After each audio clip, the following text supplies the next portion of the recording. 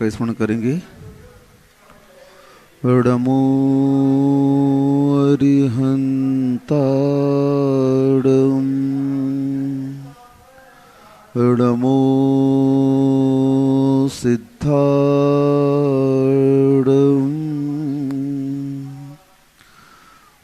नमो आयरियाड़ं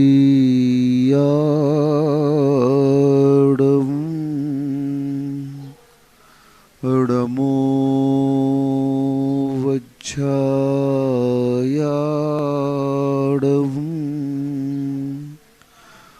नमो लोये सब्बसाहुड़ं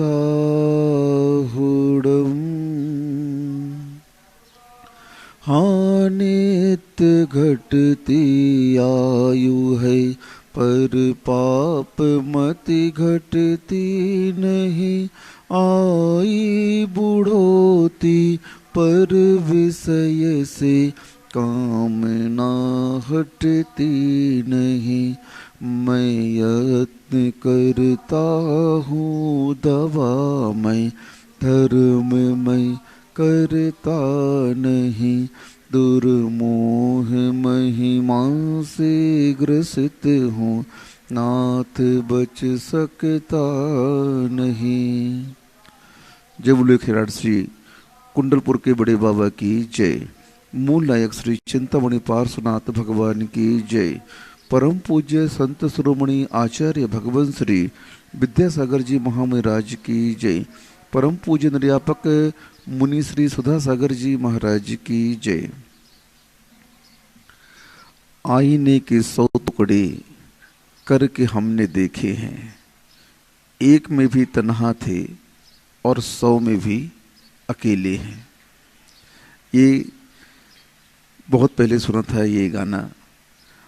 ये गाना जो पंक्तियां हैं, जब हम इस पर दृष्टिपात करते हैं, चिंतन करते हैं, तो इसमें अध्यात्म पूरी तरह से दिखता है कि देखो वास्तव में उस आईने में अगर हम अपने आप को देखते हैं तो कितने दिखते हो भाई साहब आप? एक ही दिखते हो या 2 दिखते हो? बोलो। एक। और उस आईने के 100 टुकड़े कर दो आप, तो उन 100 टुकड़ों में आप कितने दिखोगे? ज्ञानेंद्र, 1 की 100। उस आईने के 100 टुकड़े कर दो, उसमें कितने दिखोगे तुम? 1 की 100।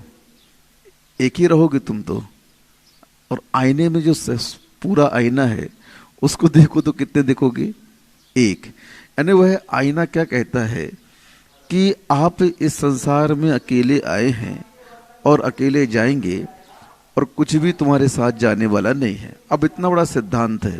दान तो आप लोगों के लिए आदेश रूप में है, उपदेश रूप में नहीं है। श्रावकों के लिए दान आदेश रूप में है, करना ही है षट आवश्यक के अंतर्गत। और नहीं करोगे, श्रावक पर्याय से आप गिर जाओगे। 28 मूल गुणों में एक मूल गुण भी अगर हम नहीं पालते हैं तो हमारे श्रमणत्व में बट्टा लग जाता है। हाँ, अतिचार लग जाते हैं, अनाचार लग जाते हैं। इसी प्रकार श्रावक षट आवश्यकों को अगर प्रतिदिन नहीं करता है तो उसके जीवन में भी वह दोष लग जाता है। इसीलिए हमें सोचना है कि एक सब्जी बेचने वाली वह बैकाक की महिला कितना नाम कमा रही है, देख लो आप। और आप लोगों के पास में सारी योग्यताएं हैं, क्षमताएं हैं, और उसके बाद भी आप लोग अपने धन को विषय भोगों में खर्च कर देते हो, लेकिन कभी भी उस धर्म की रक्षा के लिए आपके परिणाम नहीं होते। यह बता रहा है कि अब हमारी कुगति का बंद हो गया। धर्म के क्षेत्र में हमारे परिणामों का न लगना हमारी दुर्गति का सूचक है।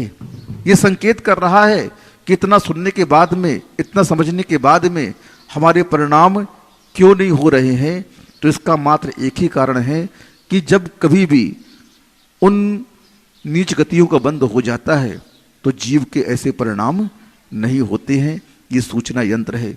इसीलिए बार बार, क्षणे क्षणे, दिने दिने ये आवश्यक करने के लिए कहे गए हैं कि हमारे परिणाम इनके माध्यम से शुद्ध रहें, विशुद्ध बने, सरल बने और उन पाप कार्यों में हमारी रुचि कम हो जाए, ताकि हमारी आगे की गति सुधर जाए। इसीलिए जितने भी ये क्षेत्र कहे गए हैं, इनकी रक्षा का दायित्व तो श्रावक का ही होता है।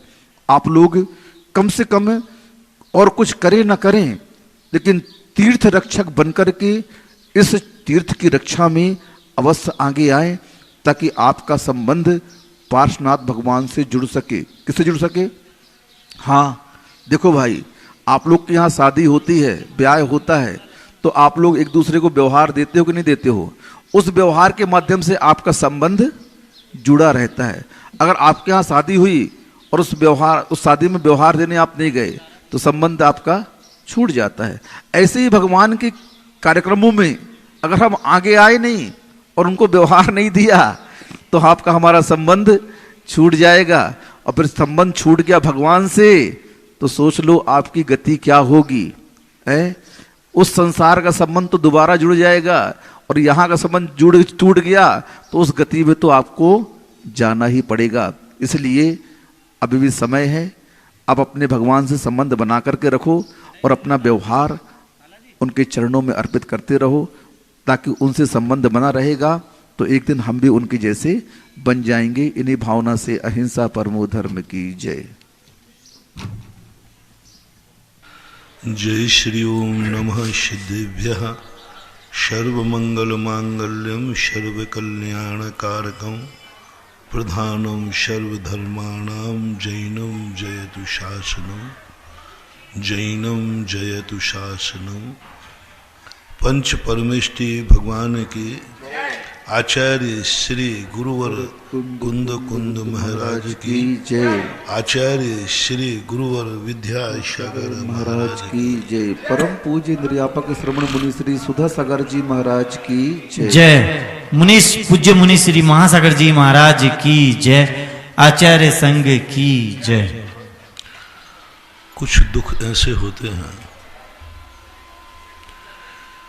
जो कोई दूसरा व्यक्ति हमारे दुख को मेट देता है। कुछ दुख ऐसे होते हैं जो बड़ों की कृपा से दूर हो जाते हैं।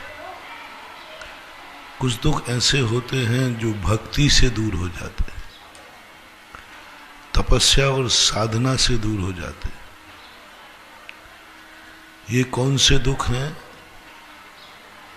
जो हम वर्तमान में दुखी होते हैं? 3 दुखों की चर्चा अपन ने की थी। एक दुख वह जो हम अतीत में भोग चुके हैं, बहुत भारी दुख भोगे, उनकी तो याद करते ही रूह कांपती है, लेकिन उनका कोई उपाय नहीं था। उनका उपाय तो एक ही है, जो हो गया वह हो गया, उसको भूल जाओ। नरक और निगोद की दशाएं जब शास्त्रों में पढ़ते हैं और पंच परावर्तन देखते हैं, तो अपने अतीत पर तरस आता है कि हम इतने गंदे थे, हम इतने निकृष्ट थे, हम इतने पापी थे। जब उनमें पढ़ते हैं कि तुम एक एक जो कुछ भी तुम्हें चीज दिख रही है सब में होके आए, एक एक चीज में जिन जिन चीजों को हम पसंद नहीं कर रहे वो सब अपन होके आए, अपना अतीत है। जब भी किसी व्यक्ति से हमें घृणा हो, जब भी हमें किसी पर्याय से घृणा हो, तो एक सबसे बड़ा साधन है, अतीत की कहानी क्यों कहते हैं आचार्य? छड़ालाकार ने सबसे पहले हमारा अतीत बताया। सारे आचार्य हमारा अतीत बताते।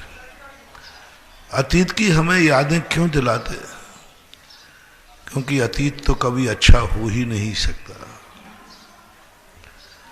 अतीत में तो बहुत सारे इतिहास हमारे आचार्य श्री ने लिखा।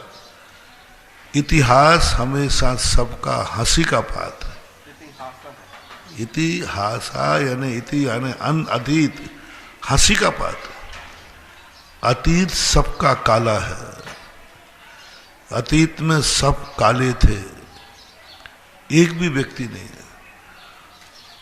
उन काले दिनों का, उन बुरे दिनों का, उन गंदे दिनों का आचार्य क्यों स्मरण दिलाते हैं, क्यों याद दिला करके हमारी उन रगों को छेड़ते हैं, क्यों उस घाव को खुरीदते हैं, क्यों ये पंच परावर्तन बता करके हमारे लिए। तो मैंने खोजा कि क्या कारण।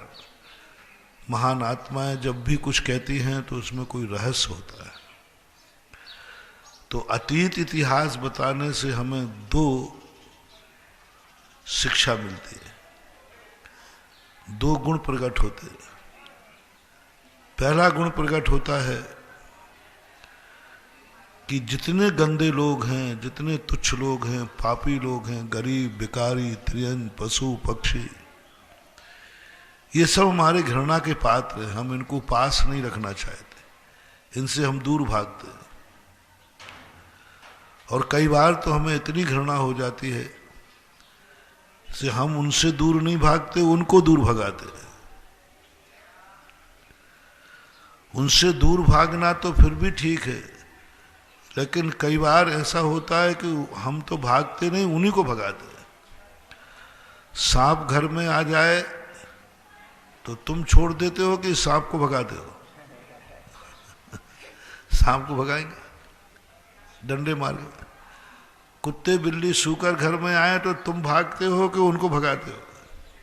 उनको। और कई बार भगाने का तरीका इतना निकृष्ट हो जाता है, इतना निकृष्ट हो जाता है कि भगवान भी कांप जाते हैं। उनको हटाने का तरीका इतना हो जाता है कि प्राण तक अपन ले लेते हैं, मार डालते, बुरी तरह उनको मारते। तो आचार्यों ने कहा कि देखो, तुम किसी को जो तुम्हें पर्याय पसंद नहीं है, तुम बस 1 मिनट ये देख लो, कल तुम भी वही थे।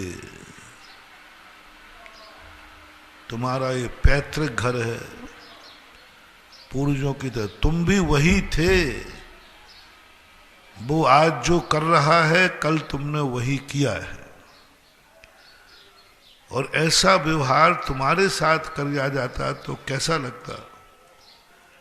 तो जब ये परिवर्तन का चिंतन आता है, किसी के प्रति भी द्वेष भाव की श्रृंखला खत्म हो जाती है, उसके प्रति घृणा भाव खत्म हो जाता है। अरे मैं यहां था, मैं भी तो चींटी था, मैं भी मकोड़ा था, मैं भी पेड़ था। पेड़ों के प्रति ऊपर जीना चढ़ रहा था कल परसों। कितने बेकार झाड़ियां लगी है, देखो, कांटे वाली झाड़ियां है। तो ये कहता है, इनको सब हटाते क्यों नहीं हो? तुरंत मेरे मन में भाव आया, अपन भी इन झाड़ियों में जन्म ले चुके हैं। यही बिलायती बबूल बने अपन, बिलायती बबूल। एक भी पर्याय अच्छी नहीं। और अपन भी इस जिंदगी को जीने के लिए यही सोचते थे कि कोई मुझे मारे नहीं, कोई मुझे काटे नहीं। ऐसा दया भाव प्रकट हो जाता, अनुकंपा भाव प्रकट हो। दूसरा कारण उन्होंने कहा, 2 कारण बता रहा, एक तीसरा कारण भी है, वो बताऊंगा। दूसरा कारण है, जिन जिन को तुम देख रहे हो, ये सब तुम्हारे किसी ना किसी भाव में तुम्हारे संबंधी थे, पूर्वज थे। ये किसी ना किसी भाव में तुम्हारे पूर्वज रहे हैं। जितने जीव निकलते हैं, व्यवहार राशि में प्रायः कुछ अपवाद को छोड़ करके 90% जितने जीव हैं, इन सबसे अपना कोई ना कोई संबंध रहा है। कभी ना कभी वो उनके साथ हम रहे, कहीं ना कहीं वो हमारे साथ रहे, और कहीं ना कहीं हमारे पूर्वज रहे। जब ये पूर्वज हैं तो पूर्वजों के साथ दुर्व्यवहार नहीं किया जाता। हर चीज में तुम अपना पूर्वज देखना। यदि तुमने एक पेड़ काटा, कहीं इसमें हमारे दादाजी मर कर के पेड़ में तो नहीं आ गए? आ सकते, कोई बड़ी बात नहीं। किसी कुत्ते बिल्ली को डंडा मारो तो सावधान, इतने घरों में वो तुम्हारे घर में क्यों घुसा?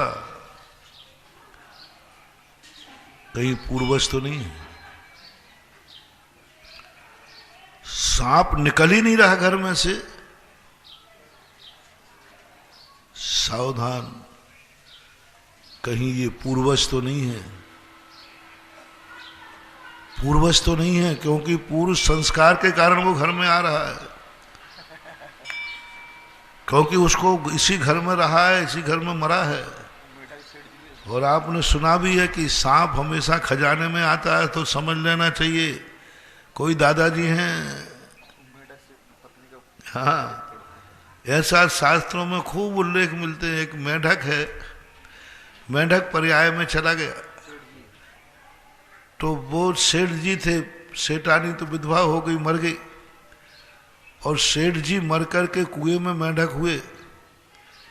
जब वो पानी भरने जावे तो बार बार मेढक बाल्टी में आ जावे, तो सेठानी कहती कि ये मेढक मेरा दुश्मन है, बार बार आ रहा है। मेढक से उसको डर लगे और बार बार वो बाल्टी को उल्टी करे, और जैसे ऊपर आवे तो वो उसके ऊपर आ जावे। अब वो डर के भागे। सत्य क्या था? अब वो तो उससे घृणा कर रही है, मार रही है, भय कर रही है, और वो कुछ नहीं था, उसका पूर्व भाव का पति था। तो वो तो पत्नी मान के आ रहा है और ये मेढक मान के फेंक रही है। ये तो मेढक है, तुच्छ है, डर लगता है मेढक। तो कभी कभी जो चीज तुम्हारे निकट की तरफ बढ़ रही है उससे एकदम घृणा मत करना, कोई पूर्व भाव का लेन देन है। और मेरा तो मानना है कभी भी किसी के प्रति कोई भी थोड़ा भी अपना मन करता है। कई बार यात्राओं में अपन ने देखा, कोई व्यक्ति बैठा हो तो उससे जल्दी बात करने का भाव होता है, इससे बोलूं, इससे चाय पान कराऊं, नियम से कोई संस्कार बोल। अतीत के संस्कार वर्तमान में कहीं परोक्ष रूप में आते हैं। तुम एक परिवार में इकट्ठे हो, ऐसे ही नहीं जन्म ले लिए, पूर्व जन्म की कहानी है। पूर्व जन्म में कभी तुम लोगों ने ऐसा भावना भाई होगी, काश अगले भाव में हम सब एक साथ जन्मे। पूर्वों की कहानी। वर्तमान एक भी जीव ऐसा नहीं है जो बिना पूर्व भाव के कोई संस्कार के तुम्हारे घर में जन्म जाए। हाँ, 700 कोड़ी वो भी सब एक सन पूर्व भाव के थे, सब पूरे साथ, सब कोई ना कोई संबंध है महात्मा। घृणा मत करो, संबंध मत बिगाड़ो, क्योंकि ये जो संबंध बना है परिवार में भाई भाई का, ये भवांतरों की कमाई है, भवांतरों की तुम्हारी भावना है। वर्तमान में थोड़े थोड़े स्वार्थों के कारण मत बिगाड़ो, ये तुम्हारे पूर्वज हैं। और ऐसी स्थिति देखने में आती है, इसलिए जैनाचार्य ने कहा कोई भी व्यक्ति है ये मेरी तरफ, मेरे मकान में क्यों आ रहा है, ये कुत्ता मेरे पास क्यों आया, मेरे घर में क्यों बार बार आता है, कोई ना कोई संसार की ऐसी विचित्र स्थितियां हैं, कौन कब कहां जन्म जाए कुछ नहीं कह सकते।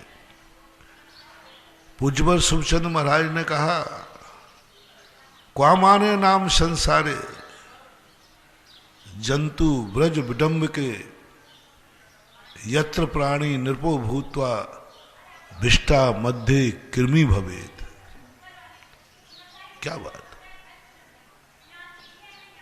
इसकी कहानी को कार्तिकेय अनुप्रेक्षाकार ने पूरी की, यहां तो मात इतनी दे दिया। इस कहानी को कार्तिक अनुप्रेक्षाकार ने अपने उसमें भावनाओं में संसार की विचित्रता, संसार का वर्णन बताते हुए कहा, कैसा व्यक्ति है। देखो तुम लोग एक दूसरे के लिए कितना सब कुछ करते हो, कोई बात नहीं, घृणा मत करो, लेकिन इतने रागी भी मत हो जाओ वर्तमान को कि तुम उसके लिए सब कुछ निछावर करके अपना धर्म भूल जाओ। ये धर्म भी तुम्हें जो संबंध मिला है, ये भी कोई पूर्व भाव की कमाई है। मरते समय तुमने मांगा होगा कि मुझे कुछ नहीं चाहिए, मुझे जैन कुल चाहिए, जिनेंद्र चाहिए, तब मिला है। उनको ऐसे ही नहीं मिल गया, कोई जन्म के संस्कार होते हैं। और जब कोई व्यक्ति ऐसी परिणति को जागता है तो ये सारी चीजें अपने ज्ञान में आती है कि सब कुछ हो सकता है, हमारा पूर्वज कहीं भी जन्म ले सकता है। समुद्रदत्त चरित में पूज्यवर ज्ञान सागर ने लिखा कि अपना ही पिता मरा हाथी दांत लेकर के, और हाथी बना और उसी को मार करके हाथी के दांत से उसने पलंग बनाया हो, उसका उपयोग कर रहा है। कैसी विचित्रता है बंधु, कुछ मत समझना कौन कहां हो जाता है। जो व्यक्ति तुम्हारे लिए इतना जोड़ के चला गया, राजगद्दी दे के गया, पूरा राज्य दे दिया, और तुम उसको भूल गए और उसी को मार करके हाथी दांत के तुमने पलंग बना दिया।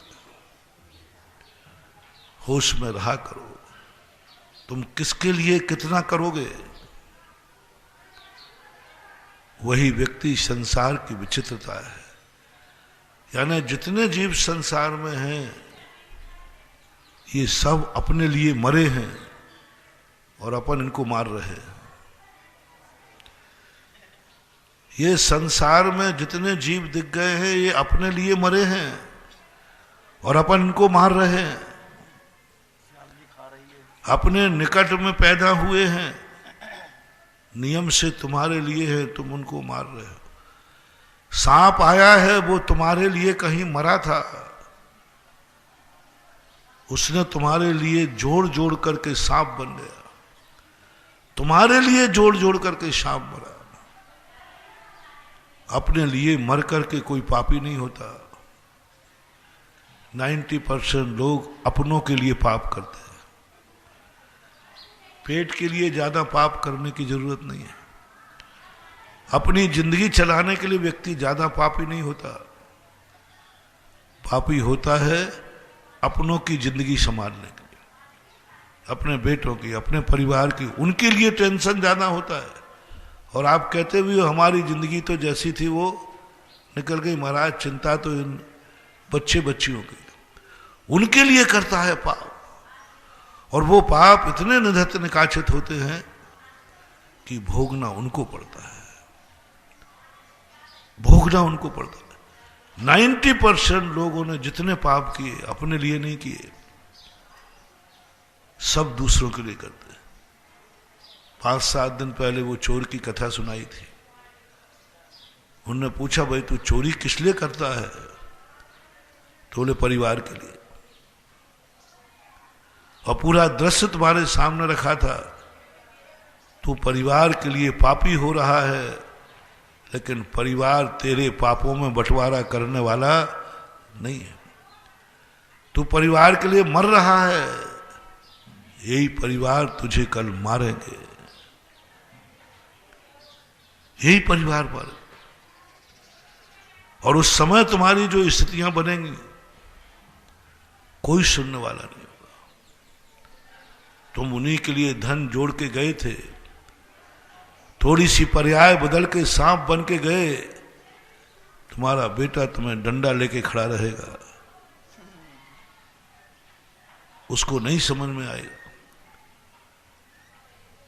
क्या स्थिति अपने जीवन की बन रही है? क्या जीवन जो हमारे लिए मर रहा है हम उसी को मार रहे हैं? अपने अपने लोगों को ये व्यक्ति खा जाता है, ज्ञान नहीं रहता। एक सेठ था, बहुत बड़ा आदमी, बच्चों से उसे बड़ा प्यार था, उसका इकलौता बेटा था। उसने उसके लिए कहा मैं अपने बेटा को इतना अमीर बना के जाऊंगा। गल्ले का व्यापारी था और व्यापार करते करते, व्यापार में मायाचारी तो करनी पड़ती है, बिना मायाचारी के चलता नहीं। खूब गोदाम में भर गया, खूब अनाज के भंडार भर गया, खूब जमीन जायदाद सब कुछ कर गया, मर गया। मरने के बाद देखना जो तुम्हारी संपत्ति तुम छोड़ के जा रहे हो, जिसके लिए तुम मर रहे हो, वो ही तुम्हें मारेगा। सपेरे की मौत सांप से होती है। और तुम्हारी समाज में एक नियम है कि जब मरने के बाद तुम्हारे शरीर को आग तुम्हारा बेटा ही लगाता है। जिसने भी ये परंपरा चलाई होगी बहुत बड़ा धर्मात्मा ज्ञानी रहा होगा। जो तुम्हारा खून है, जिस शरीर से तुमने पैदा किया, इसी शरीर को आग लगाएगा। जिसको तुमने वसीयत दी है, पगड़ी बांधी है, वही तुम्हारा स्वाहा करेगा। वैराग्य भाव देखो। अरे आग लगाना है तो किसी दुश्मन से लगवाओ, कोई लगा, लेकिन नहीं, सबसे नियरेस्ट जिसको तुम वसीयत मानते पगड़ी, वो ही आग लगा के भस्म करता है। सारे जगत को दिखाना चाहते हैं कि देखो आज यही अपने बाप की इस काया को मिटा रहा है जिस काया से इसका जन्म हुआ। वैराग्य नहीं हो पाता। वही व्यक्ति जाकर के जीवन को संभाल नहीं पाता कि मेरे जीवन में आखिर ऐसा क्या वस्तु स्वरूप का विचार करो। वो मर करके, यथार्थ घटना है, आराधना कथा कोश में पढ़ लेना, वो बकरा हो गया मर करके। बकरा होने के बाद, और देखो बकरा किस लिए हुआ? अपनी जिंदगी चलाने के लिए नहीं, महत परिवार के लिए जोड़ जोड़ करके मर रहा है, अपनों के लिए कर रहा है। इतना पापी हो गया, कुछ मायाचारी से मरा, अपनों को ही खा गया। जिस सेठानी ने अपने बेटे के लिए इतने पाप किए थे, सुकौशल महाराज का इतना मोह था, उसका इतना मोह था, बहुत बड़ी धर्मात्मा थी। बेटे के खातिर उसने धर्म छोड़ दिया। बेटे के खातिर मुनि राजों का मुख देखना छोड़ दिया। क्योंकि एक दिन उसका निमित्त ज्ञानी ने बता दिया कि तेरा बेटा जिस दिन मुनिराज के दर्शन करेगा उसी दिन ये मुनि बन जाएगा। उसने कहा, क्योंकि उसके संतान नहीं थी, तो पहली बार तो जब उसने देखा कि मेरे संतान क्यों नहीं है, महाराज ने कहा देख तू संतान मत चाहे, जिस दिन तेरे यहां बेटा पैदा होगा उसी दिन पति दीक्षा ले लेगा। नारी को पति से भी ज्यादा प्यार बेटे से होता है। अच्छी नारियों की बात करें, पति खो सकती हैं, बेटा नहीं खो सकते। इसलिए पति को पाने के बाद भी नारी सुखी नहीं रहती। पति बहुत अच्छा पति है, धन दौलत सब है, मां दुख किस बात का है? बेटा नहीं है, संतान नहीं। संतानहीनता का दुख लोग महसूस करते हैं, अज्ञानी लोग, लोक व्यवहार। ज्ञानी महसूस नहीं करता। ज्ञानी तो कहता है कि अच्छा हुआ, जितना कम प्रपंच हुआ अच्छा है।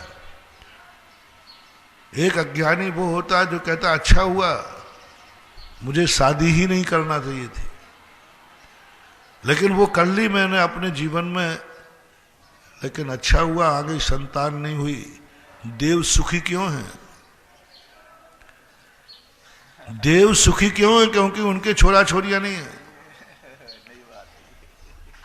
देव का सबसे बड़ा सुख ही माना जाता है, बच्चों को पैदा नहीं करना, उनकी देखभाल नहीं करना, उनका कुछ नहीं करना, उनका बहुत बड़ा सुख है। क्योंकि वो सोचते हैं कि अपन को क्या अपनी जिंदगी जीना है। देवता इतना ज्यादा पाप नहीं करते कि भाई नरक चले जाए। एक इंद्री तो हो सकते, एक इंद्री तो होते हैं वो अपनी लंपटता के कारण, लेकिन देव के पास, क्योंकि उनको अपनी जिंदगी से ज्यादा कुछ सोचना ही नहीं, विचार ही नहीं करना, अपने जीवन के संबंध में सोचते हैं। मैंने पहले ही कहा कि व्यक्ति को अपने जीवन के संबंध में सोचने में ऐसा कोई पाप नहीं करना पड़ता जिससे उनको नरक गति हो। जैसे अभी महाराज ने कहा था ना, भयवारम परिग्रह तुम, ये आरंभ और परिग्रह क्या है? यही नरक का कारण बनता है। और देवताओं के जो मिलता है बस वही है, क्योंकि अंगाड़ी पिछाड़ी कुछ है ही नहीं, वहां कुछ भी नहीं है, ना माँ बाप है ना बेटे हैं, स्वयं जन्मते हैं स्वयं मर जाते, कोई चिंता नहीं होती, इसलिए वो नरक नहीं जाते। भोग भूमिया जीव भी ऐसे ही होते, पूरी जिंदगी अपनी मस्ती में रहते, किसी से कोई लेना देना नहीं, जब तक बेटा होता है उनको खबर ही नहीं थी, मर जाते। तो जिनके संतानें नहीं होती हैं, कायदा से उनको अपने आप में पुण्यात्मा मानना चाहिए।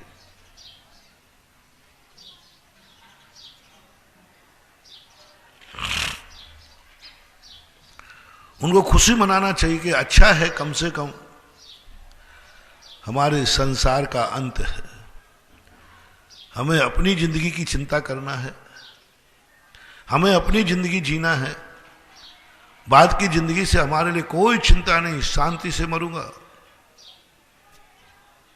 कोई चिंता नहीं। वो पूरी जिंदगी मनुष्य बन के जी सकता है, पूरी जिंदगी देवता बन के जी सकता है, क्या लेना, कुछ मतलब ही नहीं, कोई टेंशन नहीं।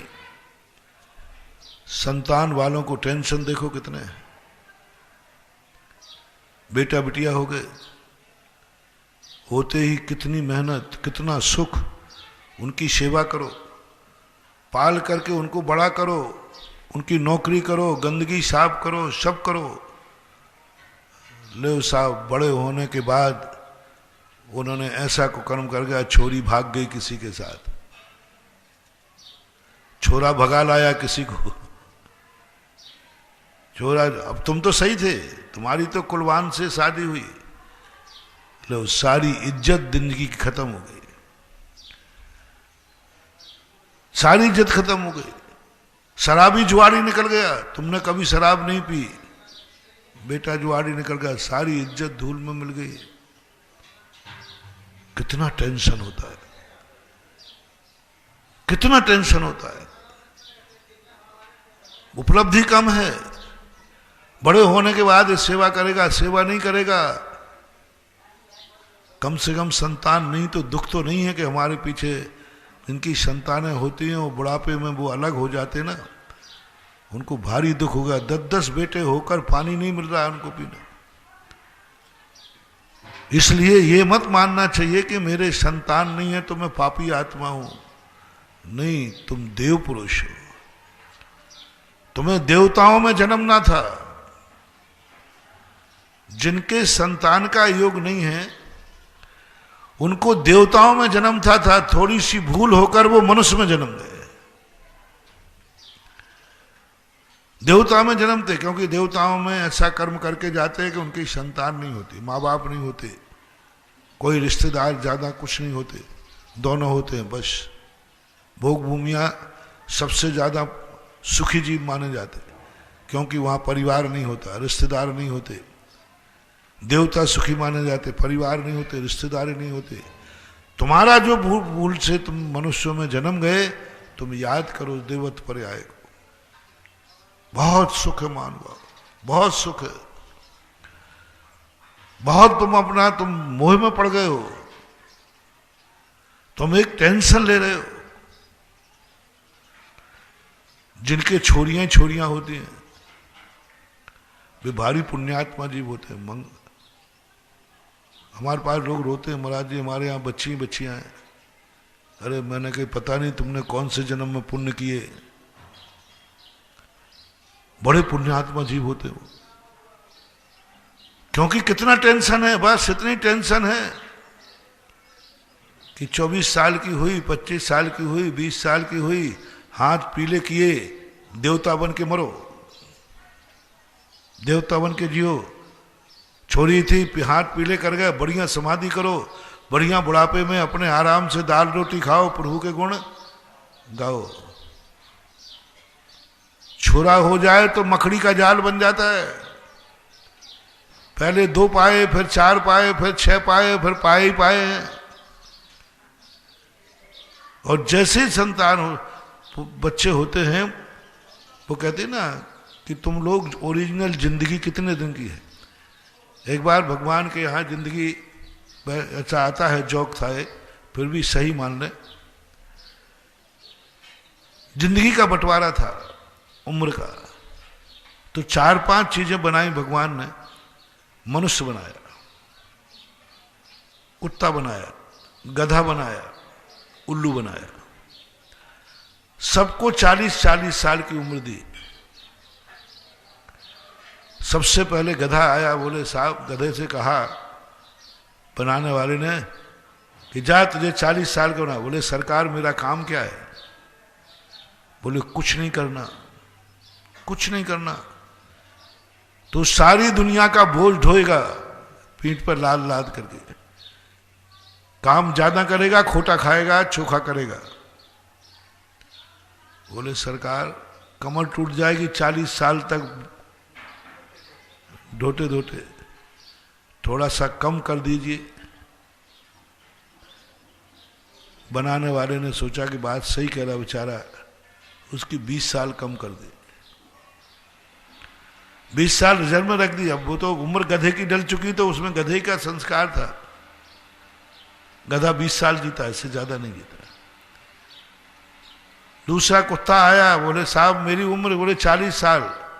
बोले भगवान मेरा काम क्या है? बोले रात भर भौंकना, दिन भर पूंछ लाना, दूसरों के टुकड़ों पर पलना। बोले सरकार 40 साल तक भौंक भौंक करके पूंछ लाके थक जाऊंगा, कुछ तो कम करो, आधी कर दो कम से कम। उसकी आधी कर दी, 20 40। इसके बाद आया उल्लू। उल्लू को 40 साल की उम्र दे दी। बोले साहब, बोले तुझे दिन में नहीं दिखेगा, रात में दिखेगा। दिन में तू दूसरों को सताएगा, दिन में तुझे तो कोई सताएंगे, रात में तू दूसरों को सताएगा तुझे। बोले साहब दिन में अंधा बन बन के 40 साल बहुत हो जाएंगे, कम करो। बोले ठीक है, उसकी 20 कम कर दे। तीनों चले गए। अब आया मनुष्य। मनुष्य कहा कि साहब मेरे लिए उम्र कितनी? बोले 40 साल। बोले काम क्या है? अरे बढ़िया आराम से जी, दुनिया में जी सब कुछ कर सकता है। बोले सरकार उम्र 40। बोले बस इतनी छोटी सी उम्र और मनुष्य पर आया इतना सुख? बोले सरकार ये तो कम उम्र, बहुत कम है। बोले 40 साल कम है? बोले साहब 40 साल क्या, अभी आजकल तो शादियां भी 35 के बाद होती है। हाँ 30-35 के बाद अब 2-5 साल ही जिंदा रहेंगे। देखो भाई मेरे पास तो और कुछ नहीं है।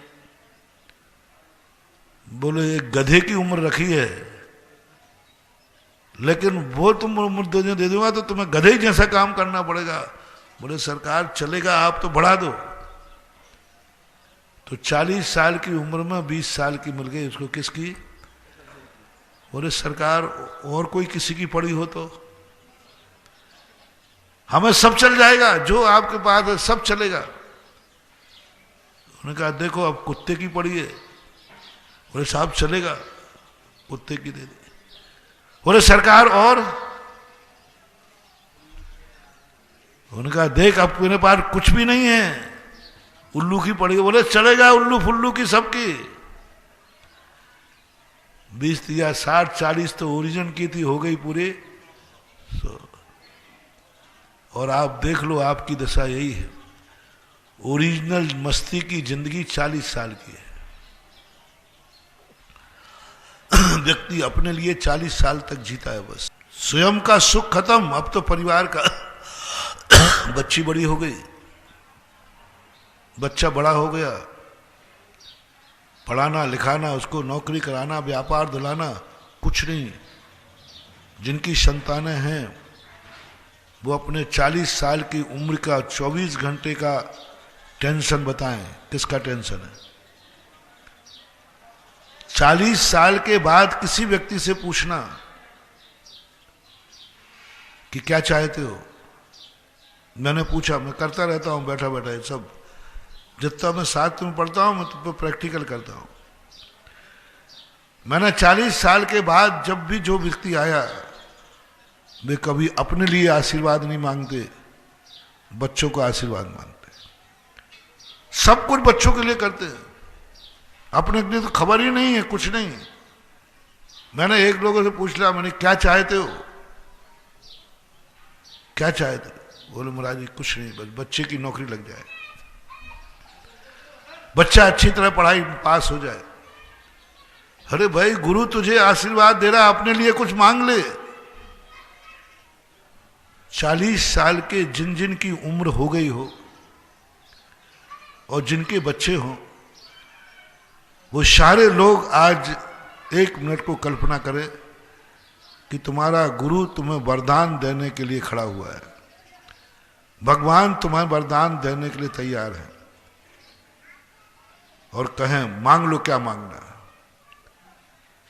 बेटा है अभी, बच्ची है अभी, और तुम हो भी। मियां बीवी सलाह करो, कितने % लोग बच्चों का आशीर्वाद मांगेंगे और कितने % कहेंगे महाराज बच्चे जाएं भाड़ में, हमें तो आप दो आशीर्वाद कि हम मियां बीवी ठीक रहें। और एक वरदान मांग सकते हो, या तो बच्चे का जीवन सुखी बना लो या तुम अपना बना लो, या तो बच्ची सुखी का आशीर्वाद ले लो या तुम सुखी का ले लो। क्या लोगे? एक ले सकते, इतनी पुण्य दुआ, एक सुखी कर सकता हूं। आपको क्या विश्वास है कितने % लोग अपने को सुखी करने का आशीर्वाद लेंगे और कितने % बच्चे को सुखी करने का आशीर्वाद लेंगे? शेयर करें आप लोग। 90% क्या 95% यही कहेंगे महाराज हमारी जिंदगी तो जो थी सो गुजारना, बस ये बच्चे सुखी रहें। तुम्हारे में ही नहीं, ये त्रियंचों में भी संस्कार है। शेर ने एक बच्चे को पकड़ लिया, भक्तांबर पाठ में आया ना, प्रीत्यात्म वीर मविचार मृगी मृगेंद्रम ना भेति किम निज शिशो परिपालना। बच्चे को पकड़ लिया, बच्चे के लिए कहती है मां जाकर शेर से, हे सिंहराज मुझे खा लो, मुझे मार डालो, मेरे जीते जी मेरे बच्चे को मत खा लो। मरने को तैयार, त्रियंचनी मरने को तैयार है। शेर से कहती मुझे मार डाल, मुझे खा ले, लेकिन मेरे बच्चे को मत मार। बिना विचारे शेर के सामने कूद जाती है। ना भेति किम निज शिशो परिपालनार्थम, अपनी संतान के लिए। क्या है ये जिंदगी? स्वयं खत्म हो गए 40 साल के बाद। तुम जीते हुए भी अपने आप को वरदान तुम्हें गुरु देने खड़े हैं,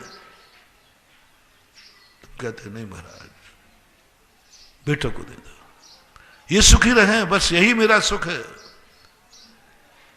ये सुखी रहे, बस इनका जीवन अच्छा निकल जाए, बस कुछ चिंता नहीं।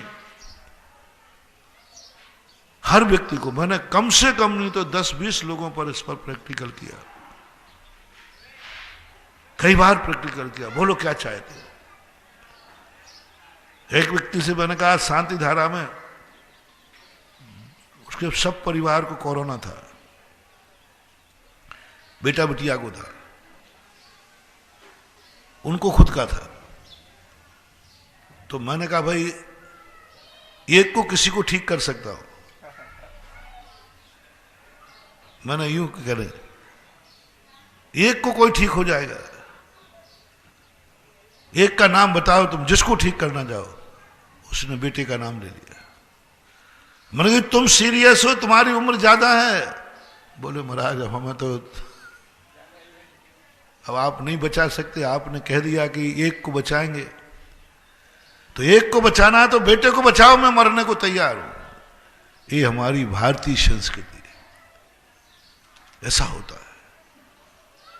40 साल के बाद व्यक्ति अपनी जिंदगी जीते ही नहीं, गधा बन जाता है। क्योंकि उम्र किसकी चालू हो गई? गधे की।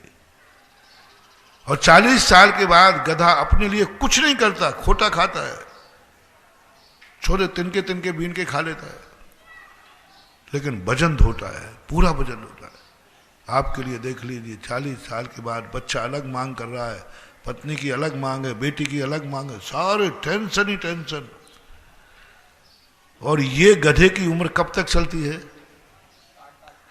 40 और 20, 60 साल के बाद फिर तुम्हारा भार कम हो जाता है, क्योंकि बेटी निपट चुकती है, पराए घर चलेगा, और बेटा अब तुमसे कोई मतलब नहीं है, उसके लिए मम्मी दूसरी मम्मी चली गई तो पत्नी आ गई, पापा चले गए ससुराल, पापा जी आ गए, दूसरे मम्मी पापा आ गए, उसको उस घर से मतलब है। 40 साल के बाद जैसे तुम्हारा बेटा बेटी बहू आती है तो 90% लोग ससुराल के पक्ष में हो जाते हैं। मुझे इसलिए मालूम है कि आपके पास 2 नंबर का 1 लाख रुपया है, शादी होने के बाद उस 2 नंबर के पैसे को मम्मी पापा के पास रखोगे कि मम्मी जी और पापा जी के पास रखोगे? झूठ बोले कौआ काटे।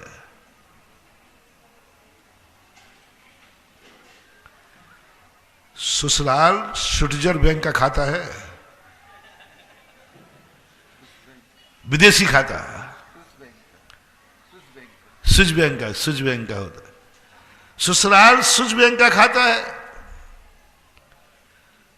विदेशी खाता। देशी तो घर का है, माँ बाप है, वो विदेशी खाता कहलाता है।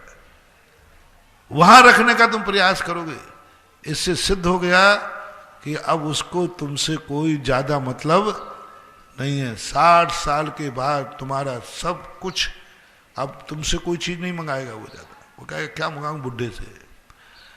अब उम्र किसकी चालू हो गई? भाव भाव चिल्लाते रहते। ये भी सही है, ये भी मैंने प्रैक्टिकल किया। लोगों ने आकर के मेरे से कहा महाराज जी आजकल ये छोरे चलते नहीं, हमें तो कुत्ता समझते, कुत्ता। अब बूढ़ी माता है मुझे सभी कहते तो कुत्ता समझता है मुझे, मैं कुछ भी भौंकता रहूं, कुछ भी कहता रहूं, ये सुनते ही नहीं। और 60 साल के बाद फिर ज्यादा तुम भौंकते ना तो वो बेटा कहता पापा आप चुप रहो, मती सटेगी तो चुप रहो। 20 साल, 60 से 20 साल के व्यक्ति में आप देख लेना, कहीं ना कहीं तुम्हें एक बार टाइटल जरूर कोई देगा, कुत्ता भौंक रहा है। मुंह से नहीं बोलेगा, अंदर। जब तुम 60 साल के होने के बाद तुम्हारा बेटा बिटिया बहू तुम कुछ कहो वो नहीं सुने, भले वो कहे नहीं कहे, समझ लेना तुम्हें क्या समझ लिया है। हर व्यक्ति की जिंदगी में आता है, क्योंकि उम्र किसकी है? कुत्ते की है। टुकड़ा डाल दिया, चुप रहे, खा ले भोजन, सो जाओ। कुत्ते को टुकड़ा डाल दिया, बस 60 से 80 के बीच में बस वही है। कोई को तुम्हारी जरूरत नहीं है, किसी काम के तुम नहीं हो, कोई लेना देना नहीं पूरे परिवार को। वो तो लोक लाज है, जिंदा हो इसलिए तुम्हारे लिए कुछ वो करते रहते। 80 साल के बाद व्यक्ति इंद्रियां शिथिल हो जाती, आंखों से दिखता नहीं है, दिन भर सोता है, रात भर जागता है। बुढ़े लोगों को देखना आप, ये दिन में सोते हैं। थोड़ा शेयर करो ना, बुढ़ों को रात में नींद नहीं आती,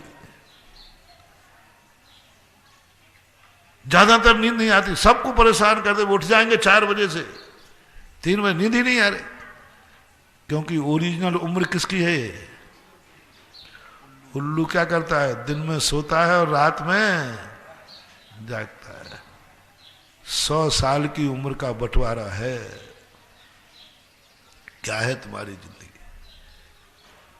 40 साल का उम्र में जो कुछ तुम्हें करना है वही सब कुछ तुम्हारी जिंदगी का पजा है। उसके बाद व्यक्ति अपने लिए कुछ नहीं करता, और 40 साल के बाद ही आयु के बंद का समय आता है।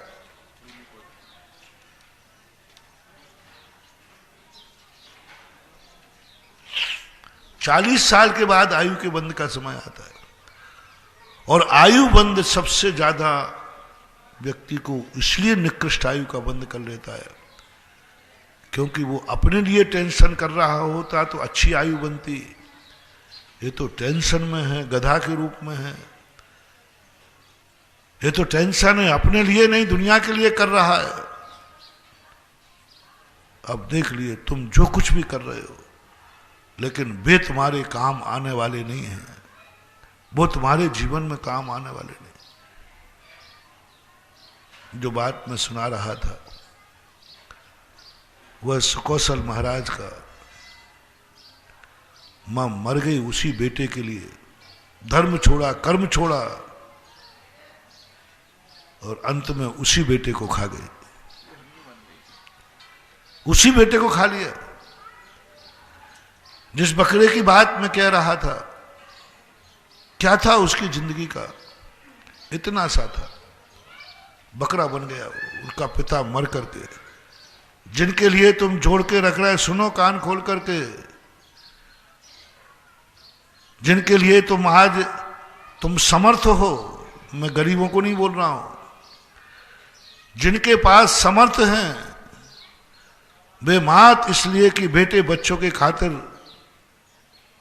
धर्म नहीं कर पा रहे, दान नहीं कर पा रहे, उनकी दशा बता रहा हूं। आज जिनके लिए तुम धर्म छोड़ रहे हो, जिनके लिए तुम सब कुछ छोड़ रहे हो, वो तुम्हारी क्या दशा करेंगे? बकरा बन गया, अनाज का व्यापारी था, महीने 2 महीने वो तो बड़ा दुखी था। उसके बाप ने उसके लिए क्या नहीं किया था।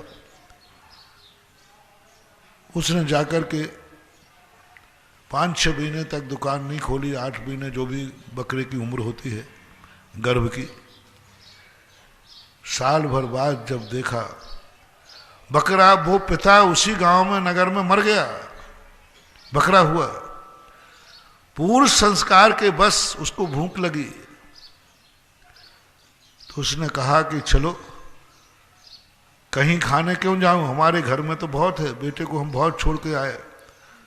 उसने पहले ही दिन अनाज की ढेरी लगी थी और अनाज की ढेरी में जाकर के ऐसा कहा, अपनी तो माल है, अपनी तो माल है, अपनी तो माल है, अपनी तो कमा के रखाए थे, उसको क्या डरता है।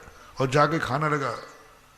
उसका बेटे ने उठाया डंडा, ऐसे जोर से मारा, बकरे मेरे बाप ने कमा करके रखा है और तू खा रहा है? मेरे बाप कमा के गए, ये बाप की कमाई है मेरी, ये अनाज सब बाप का कमाया हुआ है।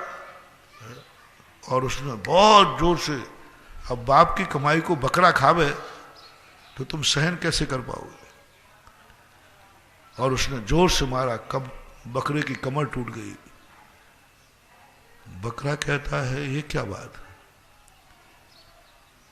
मेरा बेटे बकरे को जाति स्मरण हुआ, ये सब कुछ मैंने जोड़ा, सब कुछ मैंने जोड़ा, सब मैंने कमाया, आज मैं मुट्ठी भर धाने खा के आया, ये संसार कैसा है, कैसे संसार की दशा है। लेकिन वो तो पे करने लगा। उसी समय एक महाराज आहार चर्या के लिए निकले हुए थे, आहार करके लौट रहे थे। उन्होंने देखा कि ये बालक इस बकरे को इतनी निर्दयता से मारा। तुरंत अवध ज्ञानी महाराज थे, उन्होंने समझा, तुरंत बकरे के पास पहुंचे, बोले हे जीव, देख लिया संसार, ये सब तूने कमा कमा करके मायाचारी करके पाप किया, तुमने इसी बेटे के लिए पाप किया, इसी परिवार के लिए पाप किया, इसी के लिए तूने सब कुछ किया, उसी के परिणाम तुझे नरक आयु मिली, नरक आयु में पड़ा, मायाचारी करके कमा कमा के कया, और आज तू उसी के दाने भर खाने आया, वो ही मारने को तैयार हो गया और तेरी कमर तोड़ दी। बकरा रो पड़ा। महाराज ने संबोधन किया, उसको समझाया, उधर बेटे की तरफ देखकर मुस्कुराए, बोले हे भोले प्राणी, ये क्या किया तूने, ये क्या किया, यही तेरा बाप है जिसने ये सब जोड़ के रखा था। बोले महाराज क्या बोल रहे हो। बोले हाँ, यही तेरा पिता जिसके तू रो रहा है, जिसको दुनिया को सुनाता है ये सब मेरे बाप मुझे छोड़ गए, आज तूने उसी बाप की कमर तोड़ दी एक मुट्ठी भर दाने के लिए। बंधु, दो बातें यहां शिक्षा में लेना। जब भी कोई जीव तुम्हारी रखी हुई वस्तु खाने आए तो डंडा मत मारना, शायद वो तुम्हारा दादा हो सकता है। अपना प्रसंग यही चला था ना। किसी वस्तुओं को देख करके एकदम मारने मत पहुंचा करो। कोई कुत्ता तुम्हारे घर में आया है, डंडे मत मारो, शायद बाप आया हो, दादा आया हो, पूर्व संस्कार के कारण आता है। एक सांप तुम्हारे घर में घुस रहा है, मारो मत एकदम, शायद तुम्हारा पूर्वज जो तुम्हें धन जोड़ जोड़ के रख गया, उसी धन को देखने के लिए आया हो और तुम सांप को निपटा देते हो सकता है पूर्वज हो। और मैंने पहले ही कहा, सांप उसी घर में घुसते हैं जिस घर में पूर्व भाव का संबंध होता है। जानवर भी उसी घर में खाने की याद सोचते हैं जिस घर में पूर्व भाव का संस्कार होता है। उसको हजारों ढेरियां लगी थी, उसी ढेरी को खाने का भाव क्यों आया? क्योंकि उस ढेरी से उसका संबंध था, परिवार था। महाराज ने जब उसको संबोधन किया, समझाया, तब बेटा कहता है महाराज ये है संसार, मैंने अपने बाप की कमर तोड़ दी जो मर गया मेरे लिए, आज मैंने उसी को मार डाला। जो मेरे लिए मरकर बकरा हुआ, मेरे खातिर हुआ, आज मैंने उसी को मारा, धिक्कार है। दुकान खुली थी, सब कुछ रखा था। बेटे ने कहा महाराज अब मैं इस संसार में नहीं रहूंगा। बेटा खुली हुई दुकान छोड़ा, अकेला बेटा था, शादी उसकी हुई नहीं थी, बाप अकाल में मर गया था। बेटा महाराज के साथ चला गया, जो गोदाम में जो भर के गए थे वो दुकान खुली की खुली रह गई। तुमने किसके लिए जोड़ा था? जिसके लिए जोड़ा है, कान खोल के सुनो, वो ही तुम्हारा एक दिन कमर तोड़ेगा। जिसके लिए तुम मर रहे हो वो ही तुम्हें एक दिन मारेगा। संसार की यह विचित्रता है, जिसके लिए तुम मर रहे हो वो मारेगा, मारेगा नियम से, क्योंकि सब भूल जाएंगे। दूसरी बात, जिसको तुम जोड़ करके पाप कर रहे हो, लो साहब वो वैराग होकर के दीक्षा ले गया, दुकान खुली की खुली रह गई, सारी दुनिया ने लूट ली, सारी दुनिया ने लूट ली। बेटे ने कहा ऐसा क्या मतलब है, बाप ने गलती की, चला गया। दूसरा, आपके जीवन में जो तुमने किया है उसका स्वयं अपनी जिंदगी को समझने का प्रयास करो कि तुम जो कुछ कर रहे हो इसका फल तुम्हें भोगना पड़ेगा। इस दुख से तुम दुखी हो जाओगे, भविष्य तुम्हारा दुखी है। अतीत की बात जो मैंने कही ना, अतीत को तो मैंने तुम्हें दो रूपों में बांट दिया कि अतीत की स्मृति इसलिए लाना जिससे हमें किसी दुनिया के जीवों पर कभी भी क्रोध आए तो ये मानना है कि ये हमारा पूर्वज हो सकता है। डंडा उठाते समय सावधान, मेरा प्रवचन याद रखना, मेरा प्रवचन याद है। दो तरीके से, पहला तो मैंने क्या बताया कि कल मैं भी इसी में था। दूसरा क्या बताया, जिसको मैं मार रहा हूं हो सकता है या मेरा पूर्वज हो। तीसरी बात धर्म की कहता हूं संक्षेप में, जिसको तुम मारने जा रहे हो, शास्त्रों में ये बात भी कही, शुद्ध निश्चय नहीं की बात आई, शब्द शुद्धा हूं शुद्ध नया, सभी भगवान हैं, सभी भावी भगवान है। जिसको तुम मार रहे हो तुरंत देखो ये भावी भगवान है, तुमसे पहले भी भगवान बन सकता है। चीटी पर पैर रखते हुए हर संप्रदाय ने आपके लिए ये कहा। वैष्णव संप्रदाय मानता है कण कण में भगवान है, घट घट में भगवान है। जैन दर्शन मानता है घट घट भगवान है। मन की ये दोनों कल्पनाएं करने की क्या जरूरत थी।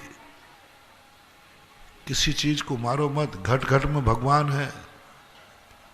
अहिंसा का सबसे बड़ा सूत्र की सिद्धि, तुम वैसे अहिंसक नहीं बनोगे लेकिन तुम इतने निकृष्ट नहीं हो कि भगवान को मार दोगे। तुमने कहा तुम देखो घट घट में भगवान है, जिसे मार रहे हो इसमें भगवान है।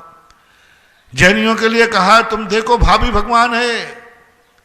एक चीटी पर पैर रखने के पहले सोचो कल ये भगवान हमसे पहले भगवान बन सकते। भावी भगवान का हमें पता हो, हम कभी उसको पैर से कुचलेंगे नहीं, हम उसे काटेंगे नहीं, मारेंगे नहीं। भावी भगवान है, हम कैसे दुख दे दें।